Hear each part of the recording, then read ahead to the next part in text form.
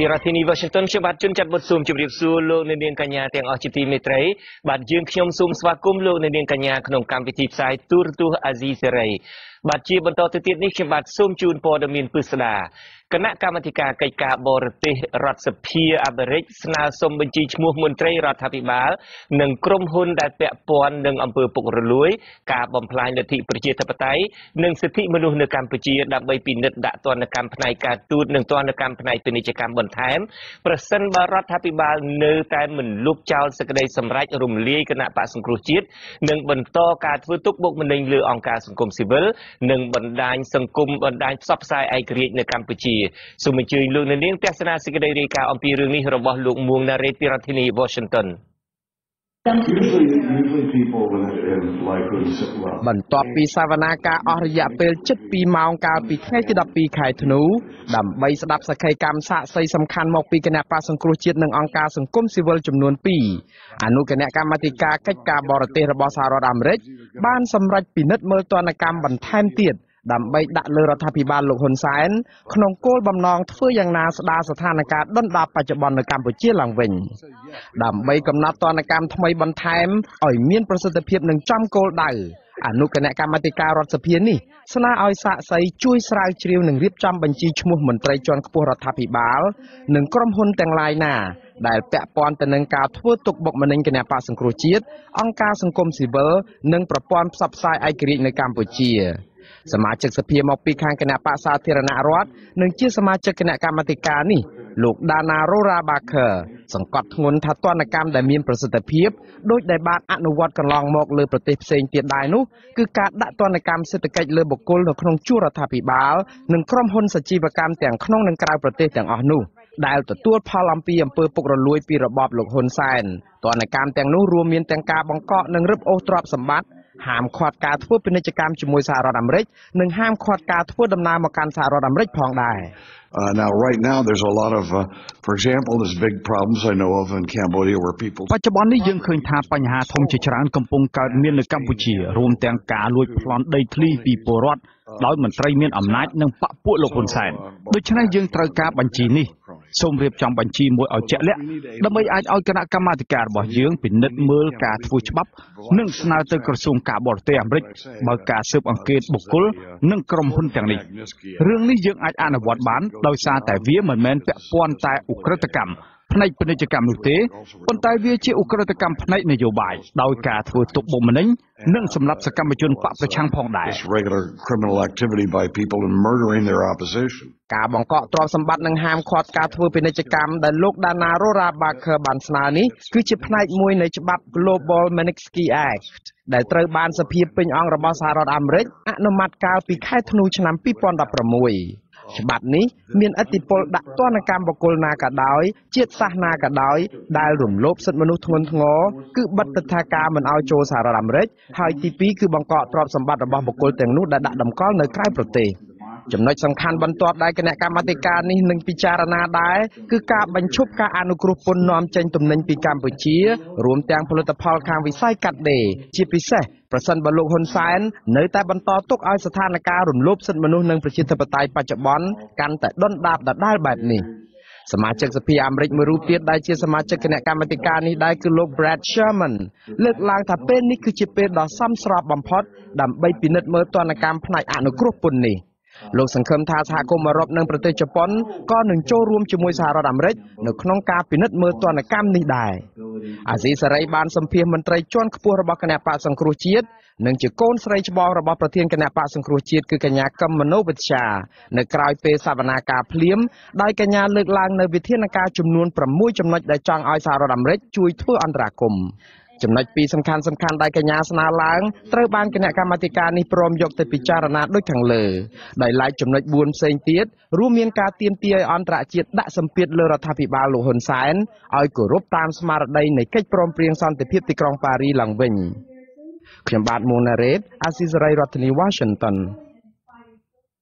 បាទលោកនាងជាទីមេត្រីបន្តិចទៀតនេះយើងនឹងមានបទសម្ភាសន៍ផ្ទាល់មួយជាមួយអ្នកស្រី Olivia Enos ដែលជាអ្នកវិភាគផ្នែកគោលនយោបាយរបស់អង្គការមូលនិធិកេរដំណែលពិភពលោក Heritage Foundation ប្រចាំក្នុងរដ្ឋធានី Washington កាលពីថ្ងៃអង្គារ 12 ម្សិលមិញកញ្ញាបានចូលរួមធ្វើសកម្មកម្មក្នុងអង្គសវនាការរបស់អនុកម្មាធិការអនុគណៈកម្មការទទួលបន្ទុកកិច្ចការបរទេសនៃសភាសហរដ្ឋអាមេរិកជុំវិញស្ថានភាពនយោបាយនៅកម្ពុជានៅក្នុងសវនាការនោះកញ្ញាបានផ្ដល់អនុសាសន៍ជាច្រើនដល់សភាតំណាងរាស្ត្រសហរដ្ឋអាមេរិកឲ្យមានការស្វែងរកការដាក់ទណ្ឌកម្មសេដ្ឋកិច្ចដល់ប្រទេសកម្ពុជាតាមរយៈការបិទប្រព័ន្ធអនុគ្រោះពន្ធនាំចេញសម្ភារបំពាក់មកសហរដ្ឋអាមេរិកនិងបង្កកទ្រព្យសម្បត្តិរបស់មន្ត្រីជាន់ខ្ពស់នៃរដ្ឋាភិបាលលោកហ៊ុនសែនដែលចូលរួមរំលោភសិទ្ធិមនុស្សនិងសម្លាប់លទ្ធិប្រជាធិបតេយ្យនៅកម្ពុជា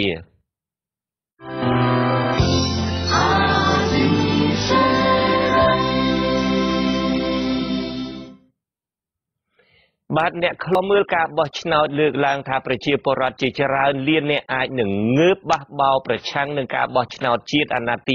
6ឆ្នាំ2018ខាងមុខប្រសិនបើអវត្តមានបកប្រឆាំងដ៏ធំជាងគេការលើកឡើងនេះស្របពេលដែលលោកនាយករដ្ឋមន្ត្រីហ៊ុនសែនប្រកាសនៅថ្ងៃទី13ធ្នូថាការបោះឆ្នោតនៅតែដំណើរការទៅបានទោះបីជាគ្មានវត្តមានបកប្រឆាំងក្តី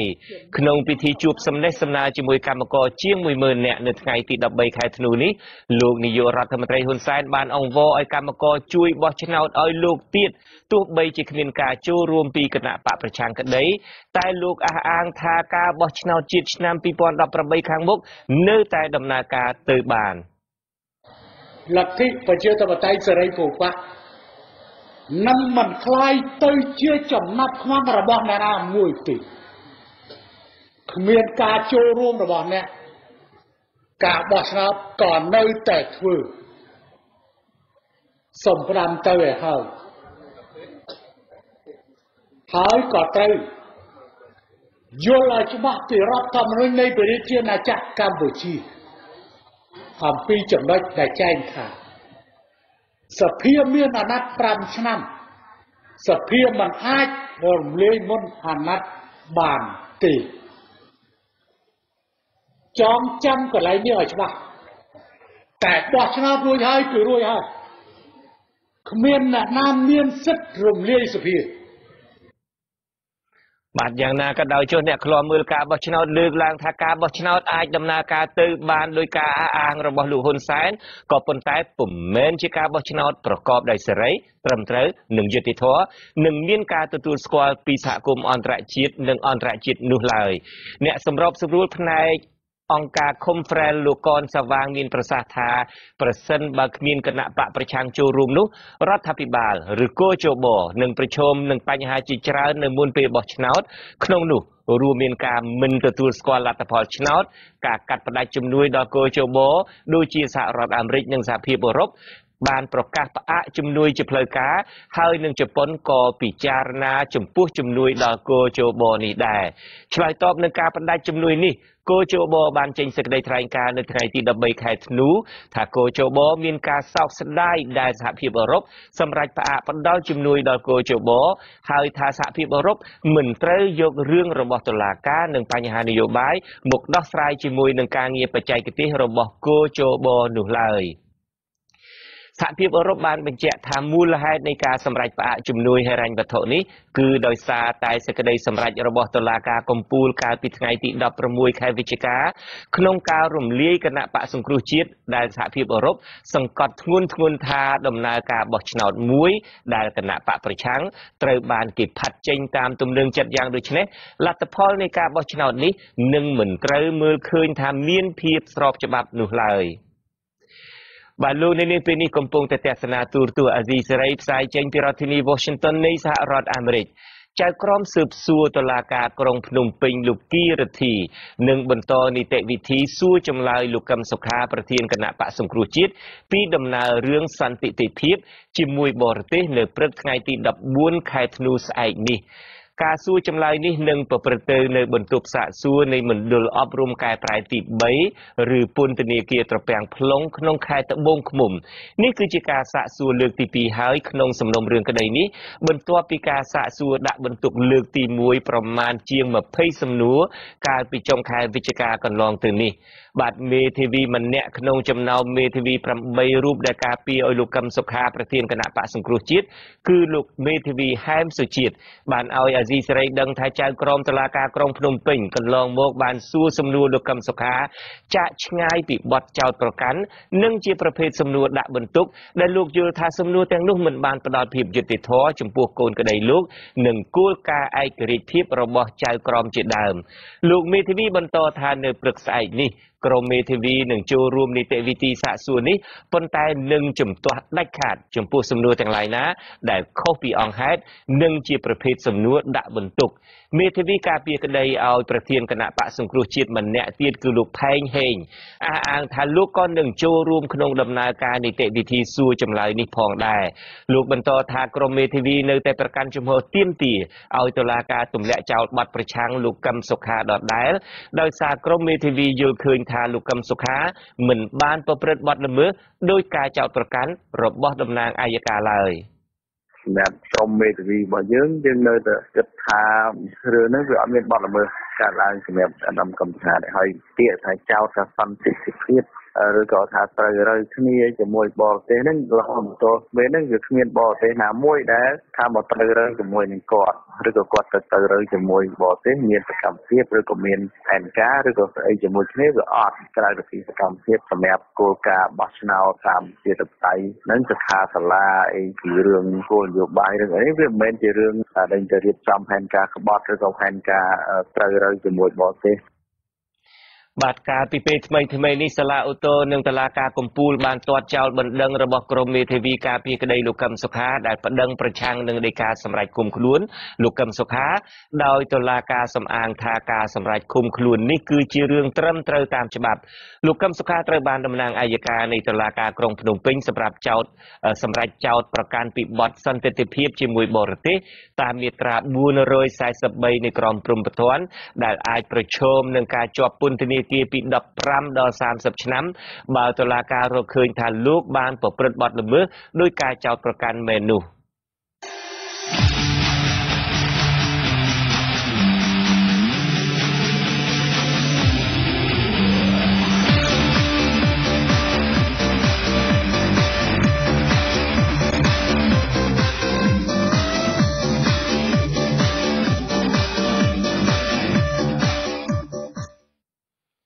បានលោកហ៊ុនសែនបានអំពាវនាវជាថ្មីម្ដងទៀតឲ្យកម្មការិនីរោងចក្របោះឆ្នោតឲ្យគណៈបកប្រជាជនកម្ពុជាដើម្បីបន្តកាន់អំណាចតទៅទៀតការអំពាវនាវនេះធ្វើឡើងក្នុងពិធីជួបសំណេះសំណាលជាមួយកម្មការិនីនៅតំបន់ទំនប់កោះស្រូវខណ្ឌពោធិ៍សែនជ័យរាជធានីភ្នំពេញនៅព្រឹកថ្ងៃទី13ធ្នូនេះសង្គមស៊ីវិលធ្វើការរឿងបោះឆ្នោតលើកឡើងថាការយកតួនាទីនាយករដ្ឋមន្ត្រីទៅឃោសនារកសម្លេងឆ្នោតគឺធ្វើឲ្យមានភាពច្របូកច្របល់សូមអញ្ជើញលោកអ្នកនាងទស្សនាសេចក្តីរាយការណ៍របស់លោកជីវិតាអំពីរឿងនេះយើងបន្តការយកចិត្តទុកដាក់ដោះស្រាយការងារធ្វើឲ្យប្រជាពលរដ្ឋកម្ពុជារបស់យើងលោកនាយករដ្ឋមន្ត្រីហ៊ុនសែនអះអាងថារដ្ឋាភិបាលរបស់លោកនឹងខិតខំពង្រីកទីផ្សារការងារនៅក្រៅស្រុកនិងសម្របសម្រួលលក្ខខណ្ឌការងារជាមួយប្រទេសដៃគូឲ្យបានប្រសើរសម្រាប់ឲ្យកម្មករមានឱកាសទទួលបានការងារនិងប្រាក់បៀវត្សឲ្យកាន់តែច្រើនថែមទៀតចំណែកកម្មការិនីក្នុងស្រុកវិញលោកបានលើកឡើងពីអត្ថប្រយោជន៍ជាច្រើនដូចជាការដំឡើងប្រាក់បៀវត្សជារៀងរាល់ឆ្នាំនិងអត្ថប្រយោជន៍ជាច្រើនផ្សេងទៀតឆក់ឱកាសនេះលោកនាយករដ្ឋមន្ត្រីហ៊ុនសែនក៏ប្រកាសឲ្យកម្មការិនីនិងឪពុកម្ដាយរបស់ពួកគេបន្តបោះឆ្នោតជូនគណៈបកប្រជាជនកម្ពុជាដើម្បីឲ្យលោកមានឱកាសដឹកនាំនាវាកម្ពុជាបន្តទៀតបោះឆ្នោតជ្រើសរើសសមាជិករដ្ឋសភានៅថ្ងៃទី29ខែកក្កដាឆ្នាំ2018ហើយសង្ឃឹមថាក្មួយផ្ទាល់បូកជាមួយឪពុកម្ដាយនិងក្រុមគ្រួសារបន្តបោះឆ្នោតឲ្យគណៈបកប្រជាជននិងបោះឲ្យពូបន្តដឹកនាំតទៅទៀតយើងបានរួមសុខរួមទុក្ខជាមួយគ្នាតាំងពីគ្រាដែលលំបាកបំផុត រហូតមកដល់ដំណាក់កាលនេះ លោកនាយករដ្ឋមន្ត្រីហាក់ជឿជាក់ថាការបោះឆ្នោតជ្រើសតាំងតំណាងរាស្ត្រនៅឆ្នាំ 2018 នឹងនៅតែដំណើរការបើទោះជាសហគមន៍អន្តរជាតិចាត់ទុកថាដំណើរការបោះឆ្នោតខាងមុខនឹងមិនអាចទទួលយកបានប្រសិនបើគ្មានវត្តមានគណៈបកសង្គ្រោះជាតិចូលរួមនោះទេមន្ត្រីអង្កេតការបោះឆ្នោតនៃអង្គការ Conference ឲ្យដឹងថាច្បាប់មិនបានហាមឃាត់ចំពោះការឃោសនាបោះឆ្នោតខុសរដូវកាលនោះទេដែលនេះជាបញ្ហាចន្លោះប្រហោងប៉ុន្តែសម្រាប់លោកនាយករដ្ឋមន្ត្រីគឺគេពិបាកយល់ណាស់ថាតើគាត់និយាយក្នុងទូនីតិអ្វីយើងបែងចែកច្បាស់ថាដូចជានាយករដ្ឋមន្ត្រីតើពេលខ្លះគាត់ក្នុងនាមជាគណៈបកនយោបាយឬមួយក្នុងនាមជាតំណាងរាស្ត្រឬក្នុងនាមរដ្ឋាភិបាលវាពិបាកអញ្ចឹងដល់ពេលខ្លះគាត់និយាយក្នុងនាមរដ្ឋាភិបាលផងក្នុងនាមគណៈបកនយោបាយផងអានេះហើយដែលវាជាចំណុចមួយដែលវាមានការច្បងច្បល់បញ្ចូលគ្នាណានៅក្នុងការបម្រើនៃប្រជាពលរដ្ឋว่าវាមានបញ្ហាត្រង់ហ្នឹងទេការបោះឆ្នោតជ្រើសតាំងតំណាងរាស្ត្រអាណត្តិទី6នឹងប្រព្រឹត្តទៅនៅឆ្នាំ 2018 ថ្មីនេះសហរដ្ឋអាមេរិកនិងសហគមន៍អឺរ៉ុបបានចេញសេចក្តីថ្លែងការណ៍ផ្អាកការផ្តល់ជំនួយដល់គណៈកម្មាធិការជាតិរៀបចំការបោះឆ្នោតចូលជបបន្ទាប់ពីអាជ្ញាធរក្រុងភ្នំពេញចាប់ប្រធានគណៈបកប្រឆាំងដាក់ពន្ធនាគារនិងរំលាយគណៈបកសង្គ្រោះជាតិខ្ញុំជីវិតាអាស៊ីសេរីបានលោកនៅនាងជាទីមេត្រីសហជីពសេរីកម្មករអំពាវនាវសូមឲ្យរដ្ឋាភិបាលដោះស្រាយវិបត្តិនយោបាយនៅកម្ពុជាដោយសន្តិវិធីដើម្បីបញ្ជៀសការដាក់ទណ្ឌកម្មសេដ្ឋកិច្ចពីសហរដ្ឋអាមេរិកនិងសហភាពអឺរ៉ុបអនុប្រធានសហជីពលោកម៉ាន់សេងហាក់បានប្រាប់អាស៊ីសេរីតាមទូរស័ព្ទថាសហជីពលោកតំណាងឲ្យសកម្មជនតំណាងឲ្យសមាជិកជាង 10,000 នាក់ស្នើរដ្ឋាភិបាលត្រូវស្ដារស្ថានភាពនយោបាយឲ្យវិលទៅរកភាពប្រក្រតីឡើងវិញដើម្បីបន្តទទួលបានការអនុគ្រោះពន្ធទៅលើការនាំចេញផលិតផលក្នុងវិស័យកាត់ដេរនៅកម្ពុជាការលើកឡើងរបស់អនុប្រធានសហជីពសេរីកម្មករលោកម៉ាន់សេងហាក់នេះធ្វើឡើងបន្ទាប់ពីក្រុមសហជីពចំនួន 3 ដែលគេជឿជាក់ថាជាសហជីពស្និទ្ធនឹងរដ្ឋាភិបាលលោកហ៊ុនសែននៅថ្ងៃទី 13 ខែធ្នូនេះបានសរសេរលិខិតស្នើសុំទៅស្ថានទូតសហរដ្ឋអាមេរិកនិងសហភាពអឺរ៉ុបឲ្យបន្តទិញសម្លៀកបំពាក់និងអនុគ្រោះពន្ធដល់ការនាំចូលពីប្រទេសកម្ពុជាក្រុមសហជីពទាំង 3 នេះរួមមានសហព័ន្ធសហជីពមិត្តភាពកម្មករសម្ព័ន្ធសហជីពជាតិនិងសម្ព័ន្ធសហជីពដើម្បីកម្មករមេដឹកនាំសហជីពទាំង 3 នេះក៏បានបញ្ជាក់ក្នុងលិខិតដដែលថាខ្លួនមានការព្រួយបារម្ភជាខ្លាំងចំពោះស្ថានភាពនយោបាយនាពេលនេះដែលនឹងជះឥទ្ធិពលអាក្រក់មកលើវិស័យកាត់ដេរក្រោយពេលដែលសហរដ្ឋអាមេរិកនិងសហភាពអឺរ៉ុបបញ្ឈប់ការអនុគ្រោះពន្ធនៃការនាំចេញផលិតផលកាត់ដេរសម្លៀកបំពាក់ចេញពីកម្ពុជាបញ្ហានេះនឹងនាំឲ្យប៉ះពាល់ដល់ការងារកម្មករនិយោជិតនិងប្រជាពលរដ្ឋខ្មែររាប់លានអ្នកដែលអាស្រ័យផលលើវិស័យកាត់ដេរនេះ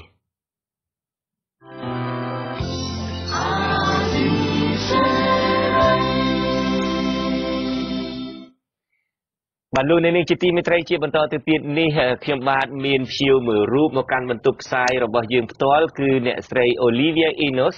ដែលជាអ្នកវិភាគផ្នែកគោលនយោបាយរបស់អង្គការមូលនិធិគេដំណើរពិភពលោកឬហៅជាភាសាអង់គ្លេសថា Heritage Foundation ប្រចាំក្នុងរដ្ឋធានី Washington បាទកាលពីថ្ងៃអង្គារទី 12 ម្សិលមិញនេះអ្នកស្រី Enos បានចូលរួមធ្វើជាសក្ខីកម្មក្នុងអង្គសវនាការរបស់អនុកម្មការទទួលបន្ទុកកិច្ចការបរទេសនៃសភាសហរដ្ឋអាមេរិកនៅក្នុងសវនាការនោះអ្នកស្រីបានផ្ដល់អនុសាសន៍ជាច្រើនដល់សភាតំណាងរាស្ត្រសហរដ្ឋអាមេរិកឲ្យមានការស្វែងរកការបង្កកទ្រព្យសម្បត្តិរបស់មន្ត្រីជាន់ខ្ពស់នៃរដ្ឋាភិបាលលោកហ៊ុនសែនដែលចូលរួមរំលោភសិទ្ធិមនុស្សនិងសម្លាប់ប្រជាធិបតេយ្យនៅកម្ពុជានិងជំរុញឲ្យមានការកោះប្រជុំឡើងវិញនៅកិច្ចព្រមព្រៀងសន្តិភាពទីក្រុងប៉ារីបាទខ្ញុំបាទសូមជម្រាបសួរអ្នកស្រី Olivia Enos បាទជំរាបសួរអរគុណបាទខ្ញុំសិលមិញនេះខ្ញុំបានតាមដានសហការីខ្ញុំបានទៅស្ដាប់អង្គសវនាការរបស់អ្នកស្រីខ្ញុំបាទក៏បានតាមដាននៅតាមការផ្សាយ live online ដែរឃើញអ្នកស្រីបានលើកជាយោបល់មួយចំនួនដល់សមាជិកអង្គប្រជុំពីម្សិលមិញនេះដើម្បីធ្វើយ៉ាងណាឲ្យមានការដាក់ទណ្ឌកម្មសេដ្ឋកិច្ចដាក់ទណ្ឌកម្មការទូតដល់រដ្ឋាភិបាលក្រុងភ្នំពេញអីជាដើមមុននឹងខ្ញុំសួរតាក់ទងបន្ថែមទៀតនេះតើអ្នកស្រីដែលចាប់ផ្ដើមធ្វើការតាក់ទងនៅប្រទេសកម្ពុជានឹងតាំងពីពេលណាមកបាទ I've been working on Cambodia since around ខ្ញុំធ្វើការតាំងពីឆ្នាំ2013មកហ្នឹងគឺយើងចាប់អារម្មណ៍ច្រើនទៅលើប្រទេសកម្ពុជាអង្គការ Heritage Foundation ហ្នឹងគឺយើងយល់ឃើញអំពីការស្រុតចុះនៃសិទ្ធិសំណុកក៏ដូចជាលទ្ធិប្រជាធិបតេយ្យទាំងចឹងហើយបើតែយើងបដោតខ្លាំងទៅលើរឿងហ្នឹងចឹងមកខ្ញុំចាប់អារម្មណ៍ខ្លាំងតាំងពីហ្នឹងមកឥឡូវតើគេចាប់លោកកម្មសខាដែលជាប្រធានគណៈបក្សសង្គ្រោះជាតិហើយគេរំលាយគណៈបក្សសង្គ្រោះជាតិចោលហើយធ្វើឲ្យយើងកាន់តែពុះពោចង់យកចិត្តទុកដាក់នឹងជួយប្រទេសកម្ពុជាបន្ថែមទៀតព្រោះដោយសារថាកម្ពុជាស្ថិតនៅក្នុងផ្លូវបំបែកមួយដ៏សំខាន់បាទសូមជម្រាបលោកអ្នកស្ដាប់ផងដែរថាយើងបទសម្ភាសន៍ពេលនេះយើងធ្វើជាភាសាខ្មែរហើយមានការចូលរួមបកប្រែពីក្រោយឆាកពីលោកមួងណារ៉េតបាទហើយបាទតើ Heritage Foundation នេះជាអង្គការជាមូលនិធិនឹងបែបណាទៅហើយតើ Heritage Foundation នេះបានធ្វើការអ្វីខ្លះកន្លងមកចំពោះប្រទេសកម្ពុជា So the Heritage Foundation is a public អង្គការនេះគឺជាអង្គការមួយដែលមានមូលដ្ឋាននៅ Washington DC ដែលផ្ដោតទៅលើគោលនយោបាយច្រើនដែលយើងទំនាក់ទំនងយើងធ្វើការតាក់ទងជាមួយនឹងខាងសភាហើយនៅរដ្ឋាភិបាលតែគោលដៅរបស់យើងគឺយើងផ្ដល់ព័ត៌មានទៅឲ្យខាងសភាក៏ដូចខាងរដ្ឋាភិបាលអំពីអ្វីដែលកើតឡើងនៅប្រទេសកម្ពុជាយើងបានបោះពុម្ពផ្សាយជាកាសែតសារព័ត៌មានជាច្រើនតាក់ទងជាមួយនឹងការរំលោភសិទ្ធិមនុស្សនៅក្នុងប្រទេសកម្ពុជាហើយក៏យើងបានចូលរួមនៅក្នុងការផ្ដល់សក្ខីកម្មនិងការធ្វើការពិគ្រោះយោបល់ច្រើនជាពិសេសតាក់ទងជាមួយនឹងបញ្ហានយោបាយនៅក្នុងប្រទេសកម្ពុជាក៏ដូចជានៅអាស៊ីអាគ្នេយ៍យើងក៏និយាយអំពីសិទ្ធិមនុស្សនៅប្រទេសភូមាហើយយើងក៏យកចិត្តទុកដាក់ខ្លាំងជាងគេនោះគឺខាងប្រទេសកម្ពុជាដោយសារតែយើងឃើញថាប្រទេសកម្ពុជានឹងគឺក្នុងចំណោមប្រទេសមួយដែលមានបញ្ហាធ្ងន់ធ្ងរផ្នែកខាងសិទ្ធិមនុស្សនិងប្រជាធិបតេយ្យបាទអញ្ចឹង Heritage Foundation នេះបើតាមខ្ញុំស្ដាប់ទៅគឺថាតួនាទីសំខាន់គឺផ្ដល់ព័ត៌មានចាំបាច់ដល់សភាតំណាងរាស្ត្រសហរដ្ឋអាមេរិកតើកន្លងមកនេះការដែលផ្ដល់ព័ត៌មានដល់ក្រុមតំណាងរាស្ត្រសហរដ្ឋអាមេរិកដើម្បីឲ្យពួកគាត់យល់ដឹងអំពីស្ថានភាពទូទៅស្ថានភាពពិភពលោកស្ថានភាពប្រទេសកម្ពុជានេះតើពួកគាត់នឹងយល់ដឹងច្រើនទេជាពិសេសស្ថានភាពកម្ពុជាហើយជាពិសេសមានការកើនឡើងទេចំពោះអ្នកដែលយល់ដឹងអំពីបញ្ហាកម្ពុជានៅក្នុងតំណាងរាស្ត្រសហរដ្ឋអាមេរិកបាទ So I think it definitely depends តាមពិតទៅវាអាស្រ័យទៅលើសមាជិកសភានីមួយៗព្រោះអីយើងដឹងថាសមាជិកសភាខ្លះដោយលោក Alan Leventhal អីលោកមានចំណេះដឹងច្រើនណាស់តាក់ទងជាមួយនឹងប្រទេសកម្ពុជាព្រោះដោយសារលោកយកចិត្តទុកដាក់ខ្លាំងហើយដូចជាប្រធានគណៈកម្មការម្សិលមិញដូចលោក Ted Yoho ក៏លោកដឹងរឿងច្រើនដែរអំពីបញ្ហានេះព្រោះគណៈកម្មការដែលចូលរួមសមាជិកហ្នឹងគឺសុទ្ធតែដឹងទាំងអស់អំពីអ្វីដែលជាការកាត់ឡើងនៅក្នុងស្រុកខ្មែរមែនតើមិនមែនតែសមាជិកសភាទេដែលដឹងរឿងពីស្រុកខ្មែរសូម្បីតែនៅខាងក្រសួងការបរទេសក៏គាត់ដឹងព័ត៌មានអំពីការធ្លាក់ចុះដុនដាបនៃលទ្ធិប្រជាធិបតេយ្យនិងការរំលោភសិទ្ធិមនុស្សនៅកម្ពុជាដែរអញ្ចឹងសរុបសេចក្តីមកគឺរដ្ឋាភិបាលសហរដ្ឋអាមេរិកទាំងគ្រប់ស្ថាប័នទាំងសំខាន់ណាសុទ្ធតែបានដឹងអំពីស្ថានភាពហ្នឹងហើយក៏គេមានការសោកសង្រេងនិងសោកស្ដាយយ៉ាងខ្លាំងដែលរឿងនេះនៅតែបន្តកើតឡើងព្រោះគេមិនចង់ឲ្យឃើញមានការដាក់សម្ពាធទេក៏ប៉ុន្តែឥឡូវនេះគឺអ្វីដែលគួរពិចារណាគឺដាក់សម្ពាធហើយបាទលោកអ្នកនាងដែលកំពុងតែតាមដានការផ្សាយរបស់យើងក៏អាចចូលរួមក្នុងការដាក់សំណួរដល់អ្នកស្រី Olivia Enos បានដែរដោយប្រាប់លួចទូរស័ព្ទរបស់យើងនៅក្នុង comment នៅការផ្សាយផ្ទាល់នេះហើយយើងនឹងឃើញទូរស័ព្ទលោកអ្នកនាងក្រុមការងារយើងនឹងហៅទៅលោកអ្នកនាងវិញដើម្បីបានចូលរួមដាក់សំណួរផ្ទាល់ទៅដល់អ្នកស្រី Olivia Enos ដែរបាទឥឡូវនេះខ្ញុំងាកមកអ្នកស្រីវិញម្ដងម្សិលមិញនេះអ្នកស្រីបានផ្ដល់នៅគំនិតមួយចំនួនដល់សភាតំណាងរាស្ត្រសហរដ្ឋអាមេរិកអ្វីដែលខ្ញុំចាប់អារម្មណ៍នោះខ្ញុំបានសម្ភាសអ្នកវិភាគនៅប្រទេសកម្ពុជាមុននេះបន្តិចនៅក្នុងការផ្សាយវិទ្យុហើយលោកបាននិយាយថាគណៈបកនយោបាយនៅប្រទេសកម្ពុជានឹងការពិតនឹងគឺត្រូវតាក់ទងបរទេសទាំងសងខាងនៅខាងរដ្ឋាភិបាលកាន់អំណាចឯនោះគឺតាក់ទងប្រទេសចិនហើយគណៈបកប្រឆាំងនេះកំពុងតែមានយុទ្ធនាការយ៉ាងសស្រាក់សស្រាំក្នុងចំណោមសហរដ្ឋអាមេរិកហើយនឹងអង្គការនិងពិភពលោកខាងលិចមួយចំនួនតើអ្នកស្រីគិតថានៅពេលដែលលោកនាយករដ្ឋមន្ត្រីដែលជាមេគណៈបកកាន់អំណាចនឹងតាក់ទងមហាអំណាចមួយនៅប្រទេសចិនបែបនេះតើគាត់គួរខ្វល់ខ្វាយទេនៅពេលដែលមហាអំណាចយៈមួយនៅក្នុងអាស៊ី ដែលមានបង្ហាញជំហរគាត់ពីក្រោយហើយតើអត្តពលនៃលោកខាងលិចអត្តពលនៃសហរដ្ឋអាមេរិកបែបណាទៀតដើម្បីឲ្យអាចមានប្រៀបទៅលើលោកនាយករដ្ឋមន្ត្រីហ៊ុនសែនបានមានប្រៀបទៅលើមហាអំណាចចិនបាននៅអាស៊ីនោះដើម្បីឲ្យគាត់ងាកមកដើរផ្លូវត្រូវវិញ Well, there's certainly no doubt តាមពិតទៅជាការពិតគឺប្រទេសចិនមានឥទ្ធិពលនៅលើប្រទេសកម្ពុជាគាត់ថាឥទ្ធិពលហ្នឹងគឺវាមានភាពអវិជ្ជមានច្រើនណាស់ព្រោះអីដោយសារតែអ្វីដែលហ៊ុនសែនលោកហ៊ុនសែនកំពុងតែរំលាយគណៈបកសង្គ្រោះជាតិហើយចាប់លោកកម្មសខាដាក់ពន្ធនាគារបែរជាប្រទេសចិនហ្នឹងមកគ្រប់គ្រងនៅក្នុងនេះមែនតើខ្ញុំមិនជាខ្វល់ខ្លាំងពីរឿងប្រទេសចិនទេអ្វីដែលខ្ញុំគិតថាយកចិត្តទុកដាក់ខ្លាំងហ្នឹងគឺរឿងឥទ្ធិពលរបស់សហរដ្ឋអាមេរិកក៏ដូចជានឹងសហគមន៍អឺរ៉ុបក៏ដូចប្រទេសជប៉ុនដែរព្រោះប្រទេសសំខាន់ៗទាំងអស់នេះហើយគឺមានឥទ្ធិពលខ្លាំងនៅប្រទេសកម្ពុជាទាំងផ្នែកសេដ្ឋកិច្ចនិងនយោបាយដូច្នេះឥទ្ធិពលរបស់ប្រទេសចិនគឺមានតែភាពអវិជ្ជមានភាគច្រើនដូច្នេះបើយើងមើលឃើញអំពីកិច្ចព្រមព្រៀងសន្តិភាពទីក្រុងប៉ារីសគឺបានកំណត់ច្បាស់ហើយថាប្រទេសម្ចាស់ហត្ថលេខីក៏ដូចជាសហរដ្ឋអាមេរិកនេះគឺមានភារកិច្ចនៅក្នុងការធ្វើយ៉ាងម៉េចឲ្យប្រទេសទាំងឡាយនៅលើពិភពលោកហ្នឹងគឺដាក់សម្ពាធទៅលើប្រទេសកម្ពុជានឹងឲ្យពិនិត្យមើលឡើងវិញនៅកិច្ចព្រមព្រៀងសន្តិភាពទីក្រុងប៉ារីសព្រោះមិនមែនចិនទេគឺប្រទេសច្រើនណាស់ដូចជប៉ុនដូចអាមេរិកក៏ដូចជាប្រទេសដទៃទៀតនឹងបារាំងផងដែរហ្នឹងគឺដែលមានភារកិច្ចនៅក្នុងការធ្វើយ៉ាងម៉េចឲ្យលោកហ៊ុនសែនគោរពស្មារតីនេះឡើងវិញដូច្នេះបើសិនជាយើងមើលយើងឃើញថាយើងចង់បានឲ្យប្រជាពលរដ្ឋជាអ្នកមានសិទ្ធិសម្រាប់ជោគវាសនារបស់ប្រទេសកម្ពុជាប្រជាធិបតេយ្យគឺគួរតែស្ថិតនៅក្នុងដៃរបស់ប្រជាពលរដ្ឋជាអ្នកសម្រេចដោយខ្លួនឯងមិនមែនជាអ្នកសម្រេចដោយលោកហ៊ុនសែនឬក៏គណៈបកប្រជាជនតែម្នាក់នោះទេអញ្ចឹងបានន័យថាយើងចង់ឲ្យប្រជាពលរដ្ឋកម្ពុជាមានសិទ្ធិសម្រេចនៅពេលដែលយើងជជែកគ្នាអំពីដំណោះស្រាយនៅប្រទេសកម្ពុជាយើងតែងតែងាកទៅកិច្ចព្រមព្រៀងសន្តិភាពទីក្រុងប៉ារីតើអ្វីត្បិតតែទាំងអស់គ្នាពីឥឡូវនេះយើងមានមតិពីរជាសំខាន់ពីខាងលោកនាយករដ្ឋមន្ត្រីហ៊ុនសែនពីខាងគណៈបកកណ្ដាលអំណាចថាកិច្ចព្រមព្រៀងនឹងស្លាប់បាត់ទៅហើយអត់មាន relevant អីតទៅទៀតទេហើយពីខាងក្រៅឯនេះវិញថានៅតែមានតម្លៃនៅឡើយដដែលតែចំពោះអ្នកស្រីវិញតើយើងអាចជាការពិតជាក់ស្ដែងតើយើងអាចកោះប្រជុំសហប្រធាននឹងអាចឲ្យប្រទេសប្រមាណដណ្ដប់នឹងចូលរួមដើម្បីងាកមកដោះស្រាយប្រទេសកម្ពុជាវិញតើអាចទៅរួចទេឬមួយក៏ពួកគាត់អាចនឹងធុញថប់ចំពោះបញ្ហាកម្ពុជាទៅហើយឬមួយក៏វាឆ្ងាយទៅហើយបាទខ្ញុំគិតថាកិច្ចសន្តិភាពទីក្រុងប៉ារីសន្ធិសញ្ញាសន្តិភាពទីក្រុងប៉ារីនេះគឺនៅតែរស់រានមានជីវិតដដែលគឺមិនស្លាប់ទេព្រោះដោយសារតែនៅក្នុងនេះគឺប្រទេសដែលជាម្ចាស់ហត្ថលេខីគឺនៅតែមានកាតព្វកិច្ចផ្លូវទូតនៅក្នុងការធ្វើយ៉ាងម៉េចឲ្យប្រទេសកម្ពុជានឹងគោរព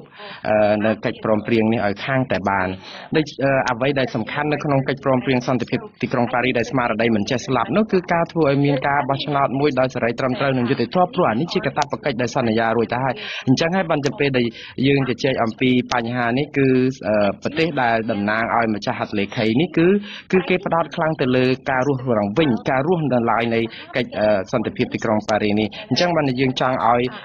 ខាងរដ្ឋមន្ត្រីការបរទេសឬក៏មន្ត្រីសំខាន់ផ្នែកការទូតហ្នឹងគឺជួបជុំគ្នាដើម្បីជជែកឡើងវិញថាតើយ៉ាងណាអាចនឹងសាររើឡើងវិញនៅស្មារតីនេះដើម្បីកុំឲ្យរដ្ឋាភិបាលកម្ពុជាខកខាននៅក្នុងការអនុវត្តកាតព្វកិច្ចរបស់ខ្លួននៅក្នុងការគោរពកិច្ចព្រមព្រៀងនេះបាទក្រៅពីក្របខ័ណ្ឌនៃប្រទេសហត្ថលេខីនៃកិច្ចព្រមព្រៀងទីក្រុងប៉ារីសនេះវិញតើក្របខ័ណ្ឌអាស៊ានវិញតើប្រទេសអាស៊ានអាចនឹងហ៊ានលូកដៃចូលក្នុងបញ្ហាកម្ពុជាទេថាតើអាចមានប្រសិទ្ធភាពបែបណាដែរទេខ្ញុំគិតថាសហរដ្ឋអាមេរិកគឺមានឥទ្ធិពលខ្លាំងនៅក្នុងការតាក់ទងជាមួយនឹងប្រទេសជប៉ុនក៏ដូចជាសហគមន៍អឺរ៉ុបក៏មានឥទ្ធិពលនៅក្នុងប្រទេសអាស៊ានដែរអញ្ចឹងនៅក្នុងនេះសរុបសេចក្តីមកគឺប្រទេសទាំងអស់នេះក៏យល់ឃើញដូចគ្នាថានៅអាស៊ានគឺប្រទេសកម្ពុជាកំពុងមានស្ថានភាពសិទ្ធិមនុស្សនិងប្រជាធិបតេយ្យធ្លាក់ចុះយ៉ាងខ្លាំងហើយប្រទេសកម្ពុជាខ្លួនឯងប្រជាពលរដ្ឋកម្ពុជាខ្លួនឯងហ្នឹងក៏ពិនិត្យមើលទៅសហរដ្ឋអាមេរិកដែរថាមានទូនាទីនៅក្នុងការជួយធ្វើម៉េចតស៊ូមតិដើម្បីគៀងគរឲ្យអ្នកទាំងអស់នោះចូលទៅប្រទេសអាស៊ីហ្នឹងគឺជាពិសេសគឺអាចជជែកជាមួយប្រធានអាស៊ានហ្នឹងដើម្បីជជែកពីរឿងហ្នឹង អំបញ្ញមិញនេះខ្ញុំស្ដាប់សាររបស់លោកនាយករដ្ឋមន្ត្រីហ៊ុនសែនដែលគាត់បានថ្លែងទៅកាន់កម្មករជាង 10000 នាក់នៅឯតំបន់ទំនប់កប់ស្រូវដូចជារដ្ឋធានីភ្នំពេញអ្វីដែលគាត់មានប្រសាសន៍គឺបែបនេះខ្ញុំគ្រាន់តែចង់បកប្រែជាសង្ខេបឲ្យជូនអ្នកស្រីស្ដាប់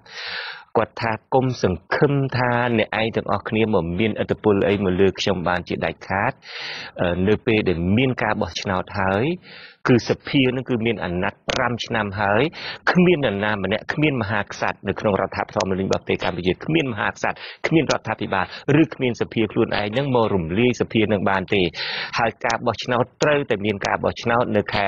កក្កដានៅខាងមុខនេះទោះជាមានការចូលរួមពីអ្នកណាទោះតែមានការទទួលស្គាល់ពីអ្នកណាគាត់មិនខ្វល់ទេឲ្យតែមានការបោះឆ្នោត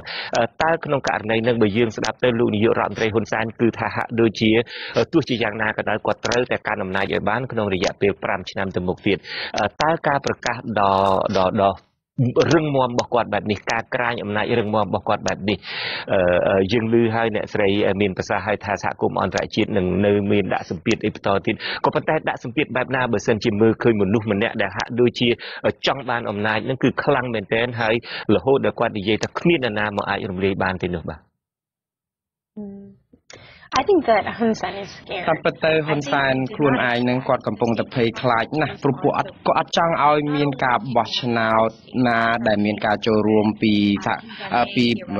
គណៈបព្វប្រឆាំងទេហើយលោកក៏បានដឹងដែរថាសហគមន៍អន្តរជាតិនឹងគឺថ្កោលទោសស្រោចទៅលើគាត់ហើយតាំងពីក្រសួងការបរទេសអាមេរិករដ្ឋាភិបាលអាមេរិកសភាអាមេរិកនិងសហគមន៍អន្តរជាតិដូច្នេះនៅពេលនេះគឺលោកហ៊ុនសែនកំពុងតែភ័យកំពុងតែតក់ស្លុតគឺគាត់មិនដឹងថាតើនឹងទៅជាយ៉ាងម៉េចទេនៅថ្ងៃខាងមុខអ្វីដែលគាត់និយាយនេះគ្រាន់តែជាការលួងចិត្តខ្លួនឯងព្រោះគាត់ដឹងអំពីឥទ្ធិពលអន្តរជាតិហើយក៏ប៉ុន្តែកំឡាចិត្តខ្លួនឯងដើម្បីកុំឲ្យថាគាត់នឹងមានការភ័យខ្លាចតែប៉ុណ្្នឹងឯងការដែលនិយាយដូច្នេះគឺគាត់ដឹងថាគាត់ដឹងថាវានឹងមានឥទ្ធិពលខ្លាំងពីសហរដ្ឋអាមេរិកឬក៏ពីសហគមន៍អន្តរជាតិនៅក្នុងប្រទេសកម្ពុជាប៉ុន្តែគាត់ភ័យគាត់ចេះថាទៅអ្នកស្រីហាក់ដូចជាមើលធ្លុះបេះដូងមើលធ្លុះសម្បកក្រៅរបស់លោកនាយករដ្ឋមន្ត្រីហ៊ុនសែនការពិតមិនចម្លែកទេខ្ញុំក៏ធ្លាប់ឮគេនិយាយច្រើនដែរថាអ្វីដែលលោកនាយករដ្ឋមន្ត្រីហ៊ុនសែនមានប្រសាសន៍ពីខាងក្រៅមិនប្រកាសជាចេញពីដួងចិត្តទេបាទចំពោះអ្នកស្រីថាគាត់ខ្លាចបើសិនជាគាត់ខ្លាចបែបនេះតើមានអីទៅទៀតដែលអាចធ្វើឲ្យគាត់ខ្លាចជាងនឹងតទៅទៀតI think the next តាមពិតទៅជំហានបន្ទាប់គឺត្រូវតែបង្កើនឲ្យវាមានចំណាត់ការបន្ថែមទៀតដើម្បីឲ្យហ៊ុនសែនដឹងថាអ្វីដែលគាត់កំពុងតែធ្វើឲ្យប៉ះពាល់ដល់លទ្ធិប្រជាធិបតេយ្យនឹងមិនមែនជារឿងល្អសម្រាប់គាត់ទេហើយគាត់នឹងឯកោគាត់នឹងជួបបញ្ហាទុក្ខលំបាកហើយមិនមែនលំបាកតែគាត់ទេគឺលំបាកដល់មនុស្សរបស់គាត់ជាពិសេសឧទាហរណ៍ដូចជាការដាក់ទណ្ឌកម្មផ្នែកសេដ្ឋកិច្ចដល់មន្ត្រីរាជការរបស់គាត់ដល់ក្រុមហ៊ុនដែលរកស៊ីនៅប្រទេសកម្ពុជាអញ្ចឹងនៅក្នុងនេះគឺយើងបានកំពុងតែស្នើឲ្យគណៈកម្មការហ្នឹងគឺដាក់សម្ពាធទៅលើរដ្ឋាភិបាលហ៊ុនសែនជាពិសេសបុគ្គលដែលក្នុងជួររដ្ឋាភិបាលតែបើសិនជាមានបញ្ហាដាក់ទណ្ឌកម្មបង្កកទ្រព្យសម្បត្តិនេះគឺគាត់រឹតតែភ័យខ្លាចជាងនឹងទេព្រោះមន្ត្រីរបស់គាត់នឹងមានការថ្នាំងថ្នាក់យ៉ាងច្រើនចឹងនៅក្នុងនេះគឺសហរដ្ឋអាមេរិកនេះគឺក៏នៅកំពុងតែពិនិត្យមើលអំពីប្រវត្តិសាវតានៃការប្រព្រឹត្តខុសឆ្គងរបស់រដ្ឋាភិបាលហ៊ុនសែនក៏ដូចជាមន្ត្រីរបស់គាត់ដែលក្នុងការដែលធ្វើឲ្យមានបញ្ហារំលោភសិទ្ធិមនុស្សហើយគេនឹងធ្វើចំណាត់ការនឹងបន្ថែមតទៅទៀតចឹងចំណុចសំខាន់ដែលសហរដ្ឋអាមេរិកត្រូវធ្វើបន្តទៀតនេះគឺដូចខ្ញុំបានជម្រាបរួចទៅហើយមួយទៀតគឺសហរដ្ឋអាមេរិកគឺមិនត្រូវបង្អង់ដៃនៅក្នុងការហៅ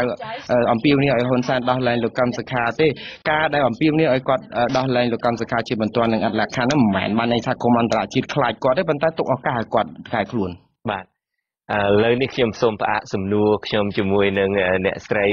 Olivia Innocent ពីព្រោះថាយើងមានអ្នកហៅចូលម្នាក់មកពីក្រុងភ្នំពេញគឺលោកសុផលបាទសូមអញ្ជើញសូមស្ដាប់សំណួររបស់លោកសុផលសូមអញ្ជើញបាទសូមអញ្ជើញលោកបាទខ្ញុំនៅក្នុងពេញសុផលថាសួរតាអ្នកស្រីថាគិតដូចខ្ញុំអត់តើប្រទេសចិនមួយដែលលុកដៃមកកម្ពុជានេះតើប្រទេសចិនជាប្រទេសចង្រៃអត់មកគិតវត្តសាស្ត្របីតែក្នុងរឿងភាគចិនប្រទេសជប៉ុនគេចោទថាប្រទេសចិនជាអ្នកជំងឺរាស៊ី ở tại lúc đây trong cái tiếng na cứ một tiếngนึงcứ được liền ta này xây cứ được nhau một nhưng tôi tha chẳng bận alo bạn ở quân lục sập hàng miền đại sầm lúa phần đăng tiếng bạn này bạn số ta này xây ta cứ được nhau một ta bị chân chỉ một tiếng chẳngไรnhắc chẳng ngư xây bạn bạn ở quân lục sập hàng sầm khâm danអ្នកស្រី Olivia Ino ស្អាតមានចម្លើយចំពោះសំណួរនេះបាទ You get the question I mean, China has the ability to. ប្រទេសចិនគាត់មានឥទ្ធិពលនៅក្នុងការចូលរួមនៅក្នុងដែលថាឥទ្ធិពលក្នុងប្រទេសជាច្រើនអាមេរិកមិនអាចនឹងលូកដៃនៅក្នុងរឿងនេះទេគាត់ថាប្រទេសចិនណានៅពេលដែលគាត់ចូលរួមគាំទ្រប្រទេសណាជាពិសេសដូចក្នុងប្រទេសកម្ពុជាថាតើគាត់គាំទ្រលទ្ធិប្រជាធិបតេយ្យនៅកម្ពុជាយ៉ាងម៉េចកើតបើប្រទេសចិនជាប្រទេសកុម្មុយនីសដែលគ្មានលទ្ធិប្រជាធិបតេយ្យទេអញ្ចឹងនៅក្នុងន័យនេះគឺយើងកំពុងតែសង្ឃឹមទៅលើសហគមន៍អន្តរជាតិដើម្បីឲ្យតាក់ទងជាមួយនឹងប្រទេសចិនឲ្យរដ្ឋាភិបាលហ៊ុនសែនកែខ្លួនបាទក្នុងវិជ្ជាជីវៈខ្ញុំជាអ្នកកសែតនេះខ្ញុំបានធ្វើការ undercover ជាបន្លំខ្លួនដើម្បីចូលយកព័ត៌មានមកចំនួនធំដែរតាក់ទងទៅនឹងវិស័យកាត់ដេរនៅប្រទេសកម្ពុជានេះយើងបានដឹងថាចំនួនកម្មករកាត់ដេរនៅប្រទេសកម្ពុជាគឺជិត1លាននាក់គឺ70,000នាក់នៅពេលដែលខ្ញុំបានចូលទៅរាយការណ៍អំពីវិស័យកាត់ដេរនៅប្រទេសកម្ពុជានេះឃើញថាជួនកាល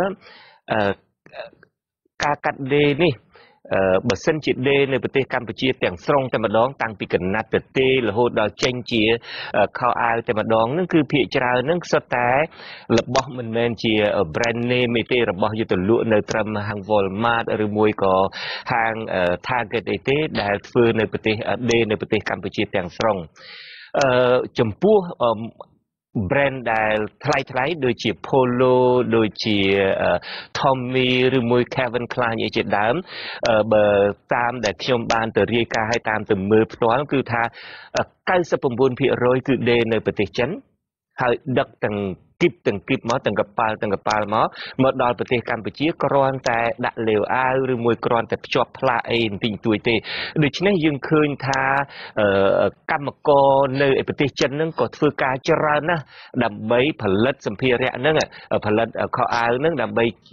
ឆ្លងកាត់ប្រទេសកម្ពុជាយកឈ្មោះប្រទេសកម្ពុជាដើម្បីឲ្យយកឈ្មោះអនុគ្រោះពន្ធហ្នឹងយកមកបញ្ចេញដល់សហភាពអឺរ៉ុបឬមួយក៏អាមេរិកជាដើមដូច្នេះបើសិនបើមានការដាក់ទណ្ឌកម្មទៅលើពន្ធនាំចេញនឹងមិនអនុគ្រោះពន្ធនឹងទេមិនមែនតែប្រទេសកម្ពុជាផ្ទាល់នឹងទេក៏ប៉ះពាល់ដល់ប្រទេសចិនដែរព្រោះក្រៅតែពីដេរនៅប្រទេសចិនអាសម្ភារៈដើមមកនឹងវត្ថុធាតុដើមមកនឹងមានកណាត់មានគ្រឿងម៉ាស៊ីនដេរជាដើមនឹងក៏ផលិតនៅបរទេសដែរតើអ្នកស្រីគិតថាតើប្រទេសចិននឹងអាចនឹងមានឥទ្ធិពលអីបែបណាដើម្បីបញ្ញាក់អារម្មណ៍លោកនាយករដ្ឋមន្ត្រីហ៊ុនសែនដែរទេក្រៅតែពីប្រកាសជាផ្លូវការប្រកាសគាត់ថាជួយនៅពីក្រោយក៏ប៉ុន្តែអាចពីក្រោយឆាកដែរទេអាចមើលធ្លុះដល់ពីក្រោយឆាកនឹងដែរទេអាចមានលទ្ធភាពនឹងដែរទេបាទ I personally think that it's ខ្ញុំគិតថានៅដំណាក់កាលនេះគឺយើងកំពុងតែក្នុងដំណាក់កាលដំបូងណាស់តាក់ទងជាមួយនឹងការពិចារណាទៅលើការដាក់ទណ្ឌកម្មផ្នែកខាងអនុគ្រោះពន្ធព្រោះដោយសារតែយើងឃើញថាសហគមន៍អន្តរជាតិយើងក៏ចង់អំពាវនាវឲ្យសហគមន៍អន្តរជាតិរកដំណោះស្រាយឬក៏ចំណាត់ការមុនសិនឥឡូវនេះដំណាក់កាលចុងក្រោយគឺដាច់ខាតត្រូវតែធ្វើការរាំងខ្ទប់ឬក៏បង្កកឬក៏បញ្ឈប់ការអនុគ្រោះពន្ធនឹងហើយប៉ុន្តែ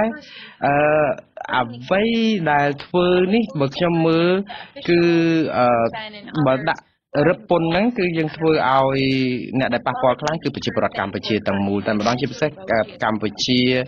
ដែលមានកម្មករកាត់ដេរដល់ទៅលានអ្នកដូចនេះ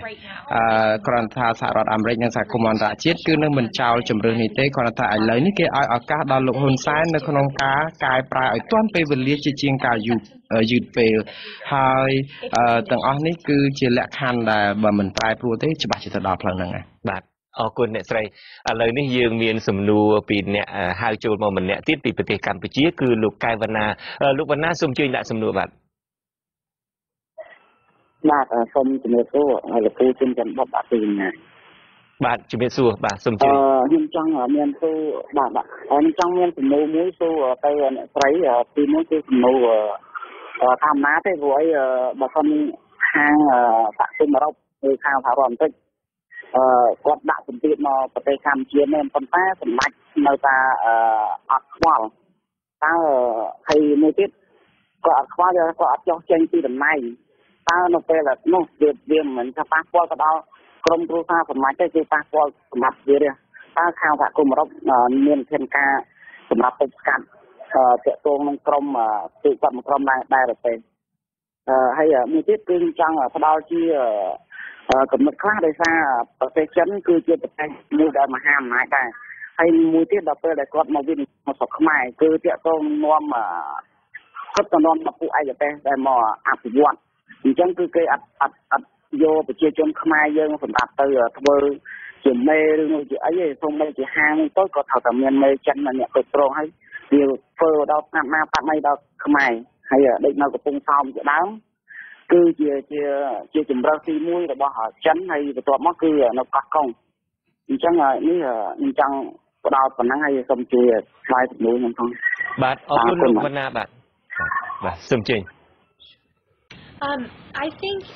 I would agree with you actually ខ្ញុំយល់ស្របនឹងលោកវណ្ណាតកតងជាមួយនឹងរឿងតកតងរឿងការបញ្ឈប់ការអនុគ្រោះពន្ធនេះព្រោះមកដល់ពេលនេះសហរដ្ឋអាមេរិកនឹងគឺគាំទ្រប្រទេសកម្ពុជាប្រជាពលរដ្ឋកម្ពុជាខ្លាំងណាស់ព្រោះតាំងតែពីក្រោយរបបខ្មែរក្រហមមកគឺសហរដ្ឋអាមេរិកនឹងគឺជួយបានច្រើនហើយគាត់មិនដែលនឿយណាយនៅក្នុងការបន្តជួយទេអញ្ចឹងទេបានថាអ្វីដែលសហរដ្ឋអាមេរិកនិងសហគមន៍អន្តរជាតិត្រូវបន្តធ្វើបន្តទៀតនេះគឺយើងត្រូវមើលទៅលើបុគ្គលដែលនៅក្នុងជួររដ្ឋាភិបាលជាន់ខ្ពស់ជាពិសេសការដែលបង្កក់វីសាឬក៏ដូចថាបិទវីសាទិដ្ឋាការហ្នឹងហើយឬក៏អាចដល់ថ្នាក់ដូចបុគ្គលនិងក្រុមហ៊ុនដទៃទៀតបង្កក់ទ្រព្យសម្បត្តិដែលគាត់រកស៊ីនៅស្រុកក្រៅដកហូតយកមកវិញដោយសារតែពាក់ព័ន្ធជាមួយនឹងបញ្ហារំលោភសិទ្ធិមនុស្សនិងប្រជាធិបតេយ្យអញ្ចឹងនៅក្នុងនេះគឺនៅក្នុងក្របខ័ណ្ឌសហរដ្ឋអាមេរិកហើយនិងសហគមន៍អន្តរជាតិដទៃទៀតគេអាចធ្វើដូច្នេះបានដូចជារឿងច្បាប់ Magnitsky Act អីអញ្ចឹងគឺជាតាក់ទងជាមួយនឹងការដាក់មន្ត្រីទាំងនោះក្នុងបញ្ជីខ្មៅហើយបញ្ជីខ្មៅនេះគឺមិនមែនមានឥទ្ធិពលតិចទេមានឥទ្ធិពលខ្លាំងណាស់ទោះបីជាការរាំងខ្ទប់រឿងបញ្ហាអនុគ្រោះពន្ធនឹងវាល្អក៏ប៉ុន្តែអានេះក៏មានឥទ្ធិពលខ្លាំងមុននឹងដែរការពិតខ្ញុំមិនសូវយល់ប្រមាណទេអំពីប្រព័ន្ធចរាចរណ៍លុយជាដើមប៉ុន្តែអ្នកស្រីមានប្រសាសន៍ថាលុយទាំងឡាយណាក៏ដោយក៏ត្រូវតែចរាចរណ៍ឆ្លងកាត់សហរដ្ឋអាមេរិកដែរដូច្នេះបើសិនជាសហរដ្ឋអាមេរិកចាប់ផ្ដើមអនុវត្តនៅអ្វីដែលគេហៅថា Magnitsky Act ហ្នឹងគឺថាអាចប៉ះពាល់ច្រើនណាស់ដល់សហភាពដល់ប្រទេសកម្ពុជាមន្ត្រីមួយចំនួននៅប្រទេសកម្ពុជាThat's correct. So basically ត្រឹមត្រូវហើយបាទតាមពិតទៅនៅក្នុងនេះរាល់ចរាចរណ៍បញ្ហាហិរញ្ញវត្ថុហ្នឹងគឺឆ្លងសហរដ្ឋអាមេរិកនៅពេលដែលឆ្លងសហរដ្ឋអាមេរិកនិងបរិយាញូវយ៉កដូច្នេះគឺបានន័យថាសហរដ្ឋអាមេរិកគឺមានលទ្ធភាពនៅក្នុងការបង្កក់រាល់ទ្រព្យសម្បត្តិទាំងអស់នោះអញ្ចឹងបានន័យថាម្ចាស់ក្រុមហ៊ុនឬក៏បុគ្គលដែលមានទ្រព្យសម្បត្តិនៅក្នុងជួររដ្ឋាភិបាលលោកហ៊ុនសែនគឺនឹងអាចរងការបង្កក់ទ្រព្យសម្បត្តិនេះបានយ៉ាងងាយអញ្ចឹងនៅក្នុងនេះគឺជាអ្វីដែលជាជំហានបន្ទាប់ទៀតដែលយើងកំពុងតែអំពាវនាវឲ្យសហគមន៍អន្តរជាតិក៏ដូចជាសហរដ្ឋអាមេរិកជាពិសេសហ្នឹងគឺពិចារណានៅក្នុងការដាក់ទណ្ឌកម្មនេះដើម្បីឲ្យលោកហ៊ុនសែនរៀងចាលបាទខ្ញុំបកមកការបារម្ភរបស់លោកកៅវណ្ណាវិញម្ដងអ្នកស្រីមានប្រសាសន៍ថានឹងខិតខំធ្វើយ៉ាងណាក៏ដោយការដាក់ទណ្ឌកម្មសេដ្ឋកិច្ចទណ្ឌកម្មការទូតអីក៏ដោយចុះគឺថាព្យាយាមកាត់បន្ថយកុំឲ្យប៉ះពាល់ដល់ជីវភាពរបស់ប្រជាពលរដ្ឋសាមញ្ញទូទៅនឹងគឺថាឲ្យប៉ះពាល់តែមន្ត្រីជាន់ខ្ពស់ទេក៏ប៉ុន្តែឧបមាថាបើសិនជាធ្វើឲ្យប៉ះពាល់ដល់មន្ត្រីជាន់ខ្ពស់នៅពេលដែលពួកគាត់មានការលំបាកនៅពេលដែលពួកគាត់ប៉ះពាល់ហើយគាត់ដាក់គំនាបទៅលើប្រជាពលរដ្ឋទៅក៏មិនមានន័យថាផលវិបាកនឹងមិននៅតែជះដល់ប្រជាពលរដ្ឋខ្មែរដែរ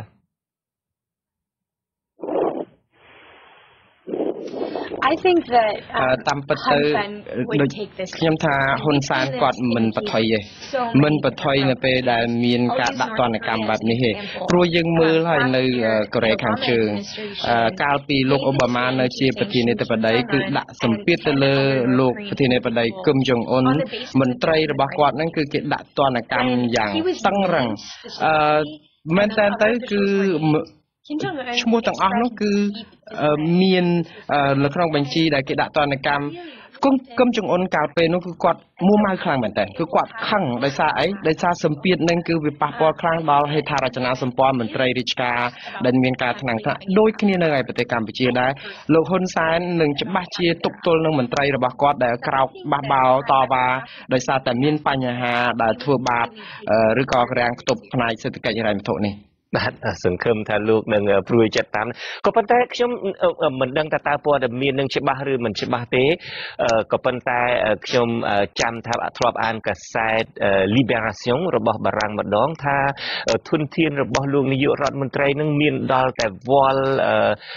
billion $ដុល្លារសហរដ្ឋអាមេរិកឯនោះហើយមានសេចក្តីរាយការណ៍ដទៃទៀតដែលយើងមិនដឹងថាពិតឬមិនពិតទេថាប្រាក់របស់គាត់នេះមានដាក់នៅធនាគារក្រៅប្រទេសអីជាដើមតើការដែលដាក់នៅធនាគារក្រៅប្រទេសខ្ញុំនៅតែមិនយល់ដដែលថាបើសិនឧបមាថាបើសិនជាដាក់នៅធនាគារនៅប្រទេសស្វីសឧទាហរណ៍តើបើសិនជាចេញអា Magnitsky Act នឹងនៅសហរដ្ឋអាមេរិកតើប៉ះពាល់បែបណាដែរទៅដល់ប្រាក់របស់គាត់ដែលដាក់នៅក្នុងធនាគារនៃប្រទេសណាមួយក្រៅពីសហរដ្ឋអាមេរិកYes, if I understand it correctly, បើយល់ខ្ញុំមែនតើទៅខ្ញុំមិនមែនជាមន្ត្រីខាងរដ្ឋាភិបាលទេក្នុងនេះខ្ញុំចង់និយាយចេះនៅពេលដែលបុគ្គលណាម្នាក់ដែលគេដាក់នៅក្នុងបញ្ជីស្បែកបញ្ជីខ្មៅដែលត្រូវបង្កក់ទ្រព្យឬក៏ត្រូវដាក់ទណ្ឌកម្មផ្នែកហិរញ្ញវត្ថុនេះគឺធនាគារទាំងឡាយណាក៏ដោយឲ្យតែគាត់មានការពាក់ព័ន្ធដាក់លុយកាក់មិនចំពោះថានៅសហរដ្ឋអាមេរិកឬក៏នៅ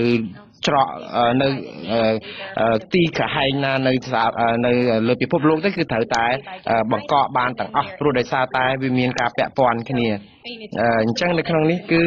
បានន័យថាបើសិនជាគាត់មានលុយដាក់នៅធនាគារបរទេសគឺច្បាស់ណាស់សហរដ្ឋអាមេរិកក៏ដូចជា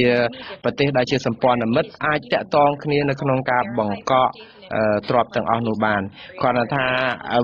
បញ្ហាដែលយើងនៅការកំណត់អត្តសញ្ញាណឲ្យបានថាទ្រព្យនោះពិតជាទ្រព្យរបស់ពួកគាត់ពិតប្រាកដឬក៏យ៉ាងម៉េចដូចជានៅកូរ៉េខាងជើងអញ្ចឹងបាទអរគុណខ្ញុំនឹងមានសំណួរដទៃទៀតប៉ុន្តែពេលនេះខ្ញុំចង់អញ្ជើញលោកសំណាង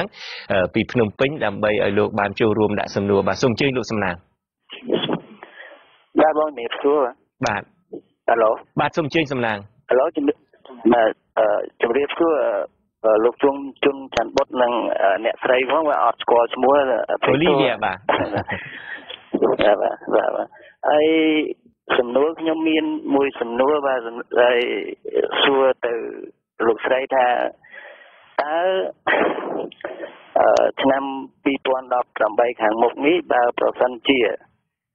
គណៈបកសង្គ្រោះជាតិមិនបានចូលរួមការបោះឆ្នោត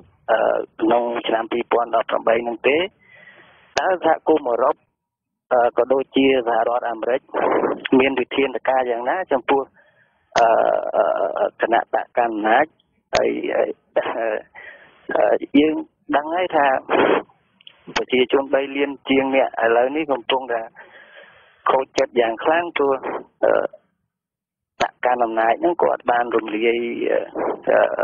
បកសង្គ្រោះជាតិចោលបកប្រឆាំងធំជាងគេនៅកម្ពុជាហ្នឹងតែឥឡូវនេះបើសិនជាមានការបោះឆ្នោតមែនតែសង្គ្រោះជាតិអត់មានវត្តមាននៅ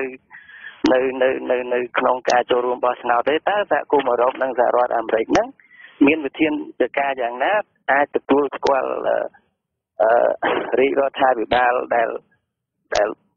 ឯកតៈនឹងទេដែលបោះឆ្នោតតាមបកនឹងទេឬក៏សហគមន៍អឺរ៉ុបនេះមានវិធានការយ៉ាងណាបាទអរគុណលោកវណ្ណាអរគុណតាមពិតទៅសហរដ្ឋអាមេរិកបានបញ្ជាក់ជំហររួចទៅហើយជំហរនេះគឺបានន័យថាមិនទទួលស្គាល់ការបោះឆ្នោតដែលធ្វើដោយមិនមានភាពសេរីត្រឹមត្រូវនិងយុត្តិធម៌ទេអញ្ចឹងសហគមន៍អន្តរជាតិបង្ហាញជំហរច្បាស់ណាស់សូម្បីតែសហរដ្ឋអាមេរិកថ្មីនេះបង្ហាញជំហរច្បាស់ទៀតនោះគឺការដែលឈប់ផ្ដល់ជំនួយទៅខាងកោជបខាង គណៈកម្មការជាតិរៀបចំការបោះឆ្នោតហើយសហគមន៍អឺរ៉ុបក៏បានបញ្ជាក់ចំហច្បាស់ដែរក៏ពន្យាពេលនៅក្នុងការផ្ដល់ជំនួយនេះគឺជាការផ្ដល់សញ្ញាណមួយប្រាប់ថាគេមិនទទួលស្គាល់ការបោះឆ្នោតនេះទេហើយនៅមានប្រទេសច្រើនណាស់ដែលនឹងដាក់សម្ពាធឬក៏ប្រកាសថាមិនទទួលស្គាល់ការដែលរៀបចំការបោះឆ្នោតបែបនេះប្រទេសដទៃទៀតក៏នឹងមិនផ្ដល់ប្រាក់ជំនួយទៅដល់កោចបការដែលមិនផ្ដល់ប្រាក់ជំនួយទៅដល់អង្គការបោះឆ្នោតបែបនេះគឺជាសារប្រាប់ថាគេមិនទទួលស្គាល់រួចទៅហើយបើមិនទទួលស្គាល់ហ្នឹងហើយបានជាគេផ្ដាច់ជំនួយបែបនេះដូច្នេះអ្វីដែលហ៊ុនសែនត្រូវដឹងគឺគាត់ត្រូវតែរៀបចំឲ្យប្រជាពលរដ្ឋទាំងអស់គ្នានឹងមានសិទ្ធិបញ្ចេញមតិមានសិទ្ធិសម្រាប់ជោគវាសនារបស់ខ្លួនដោយខ្លួនឯងព្រោះអីអ្វីដែលកើតឡើងនៅសប្តាហ៍ថ្ងៃនេះគឺសហរដ្ឋអាមេរិកគិតថាវាមិនជាការត្រឹមត្រូវនៅក្នុងដំណើរប្រជាធិបតេយ្យទេព្រោះវាក្បត់ឆន្ទៈរបស់ប្រជាពលរដ្ឋខ្លួនឯងអញ្ចឹងបានថាអ្វីដែលសហគមន៍អន្តរជាតិចង់បានក៏ដូចជាសហរដ្ឋអាមេរិកចង់បានចង់ឲ្យកម្ពុជាបើកចំហឡើងវិញបាទអរគុណអ្នកស្រីអូលីវីយ៉ាខ្ញុំសួរសំណួរមួយនេះមិនដឹងតើវាហួសពីលទ្ធភាពនៃអង្គការ Heritage Foundation ឬយ៉ាងណាទេក៏ប៉ុន្តែខ្ញុំក៏នឹងសួរយ៉ាងណាក៏ដោយក៏នឹងសួរសំណួរនេះដែរអ្នកស្រីមានប្រសាសន៍ថាទូនីតិរបស់ Heritage Foundation នឹងគឺផ្ដល់ចំណេះដឹងដល់សមាជិកសភាអាមេរិកដើម្បីឲ្យយល់ដឹងពីស្ថានភាពនៃប្រទេសណាមួយដើម្បីឲ្យពួកគាត់រៀបចំគោលនយោបាយត្រឹមត្រូវយើងឮពីសភាតំណាងរាស្ត្រសហរដ្ឋអាមេរិកផ្ទាល់តែម្ដងថាពួកគាត់នឹងក៏ខិតខំបន្តទៀតដើម្បីនាំមុខក្នុងការដាក់ទណ្ឌកម្មសេដ្ឋកិច្ចដាក់ទណ្ឌកម្មការទូតដើម្បីចាប់បង្ខំឲ្យអ្នកកាន់អំណាចនៅប្រទេសកម្ពុជាធ្វើការយ៉ាងណាដើម្បីស្ដារឡើងវិញនៅភាពប្រក្រតីការដែលពួកគាត់ខំសហការនឹងគឺមានតាំងពីសហភាពអឺរ៉ុបប្រទេសមហាអំណាចធំមានប្រទេសជប៉ុនឯជាដើមតើ Heritage Foundation មានងាកទៅដល់ប្រទេសទាំងអស់នឹងទៀតទេជួយផ្ដល់ចំណេះវិជ្ជាជួយផ្ដល់ដឹងពីស្ថានភាពពិតនៅប្រទេសកម្ពុជាដល់ប្រទេសទាំងនោះដែរទេដើម្បីឲ្យពួកគាត់បានយល់ដឹងបន្ថែមទៀតទេ Sure. So at Heritage we តាមពិតទៅនៅក្នុងអង្គការរបស់យើងនេះគឺយើងមានលទ្ធភាពនៅក្នុងការជួបមន្ត្រីជាច្រើនណាស់មន្ត្រីហ្នឹងគឺមន្ត្រីរដ្ឋាភិបាលមិនមែនតែអាមេរិកទេមន្ត្រីរដ្ឋាភិបាលផ្សេងទៀតដែលយើងអាចនឹងជួបជាកិច្ចជំនួបឯកជនឬក៏កិច្ចជំនួបផ្លូវការដែលអង្គការរបស់យើងនេះគឺនៅតែបន្តកិច្ចការងារនេះដែលយើងចំណុចបន្តគឺយើងនឹងឲ្យពួកគាត់ជួយបន្ថែមពីស្រុកខ្មែរបាទឥឡូវនេះសំណួរដែលយើងទាំងអស់គ្នាចង់ឮជាពិសេសអ្នកដែលចង់ឲ្យមានស្ថានភាពប្រក្រតីនៅប្រទេសកម្ពុជាឡើងវិញហ្នឹងថាតើក្រៅតែពីវិធានការមួយចំនួនដែលខ្ញុំបានឮនឹងគឺថាមានការមិនទទួលស្គាល់ការបោះឆ្នោតមានការមិនជួយផ្ដល់ជំនួយបច្ចេកទេសដល់ការបោះឆ្នោតមានការបង្កកទ្រព្យសម្បត្តិមានការបំបិទទិដ្ឋាការហ្នឹងតើសហរដ្ឋអាមេរិកឬពិភពលោកគួរធ្វើអ្វីថែមទៀតដើម្បី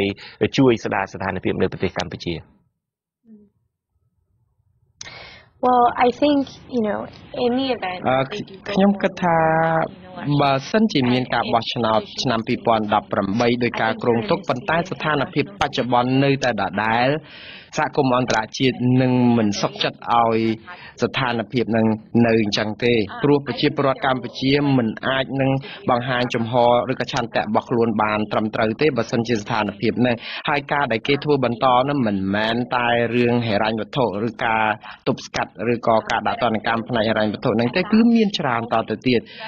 ឥឡូវនេះសហរដ្ឋអាមេរិកនេះកំពុងតែធ្វើកិច្ចការជាមួយនឹងសហគមន៍អន្តរជាតិ